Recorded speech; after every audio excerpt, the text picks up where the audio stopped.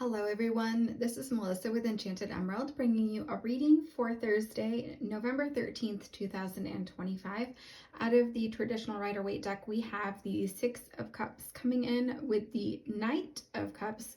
So first and foremost, looking at these cards, the things that I'm most drawn to are the flowers here and the fact that the Knight is actually facing in the opposite direction of the Six of Cups, which would be very representative of the past.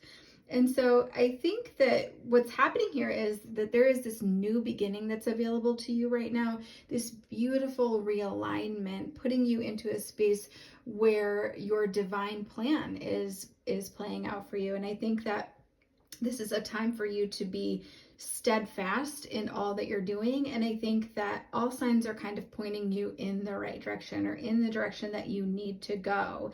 And it's beautiful blessings coming in with that. I was shown a herring. And so this is opening yourself up to all of the possibilities, to really allow yourself to feel all of the emotions that are associated with that, and then opening you up to new experiences and deeper joys and deeper emotions as a result of that. And I think that right now you could have a tendency to feel a little bit discouraged about what's going on. And I think that this is this lackluster that kind of comes in where you're feeling a little bit uninspired. Maybe you're feeling a little lost and feeling this profound sadness at times. You're just not feeling excited about your life right now. And I think that this is something that can happen as a result of like residual emotions, whether that is grief, whether that is you reminiscing and longing for things to be the way they once were, like holding on to the past and having these memories kind of pop up that you're thinking about.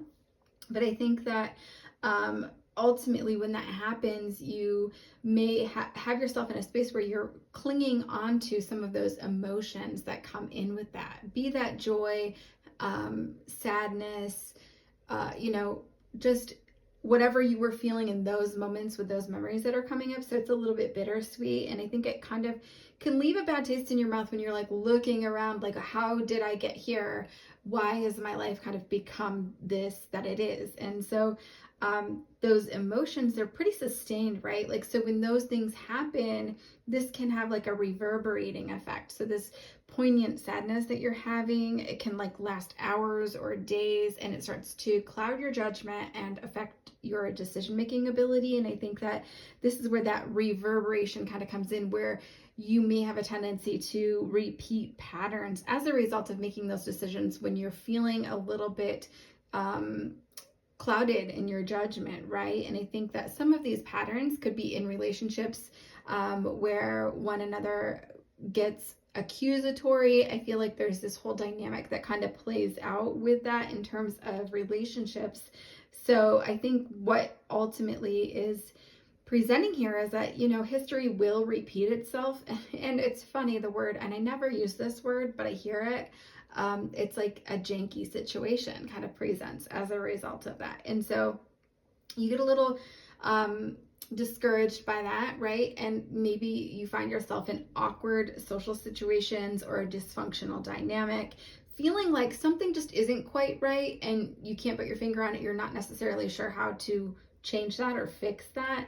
But there's just a little bit of like inconsistencies in terms of what your expectations were going into that versus the reality of that. And I think the best advice here would just to wait it out right now. Really allow your emotions to clear a little bit before you're starting to make those decisions, because you don't want to be making those decisions for yourself based on how you're feeling in that moment. That may not be the best time to do that, and you might actually feel the pressure to feel as though you have to do it now or make that decision now, or you might miss this opportunity. But know that if this is something that's meant for you, that's definitely going to be something that's still available to you on the other side of those emotions kind of clearing, and you're getting clarity about a situation. And that's the best space to actually make your decisions from, because you're more in tune with your intuition that way. And so I I feel,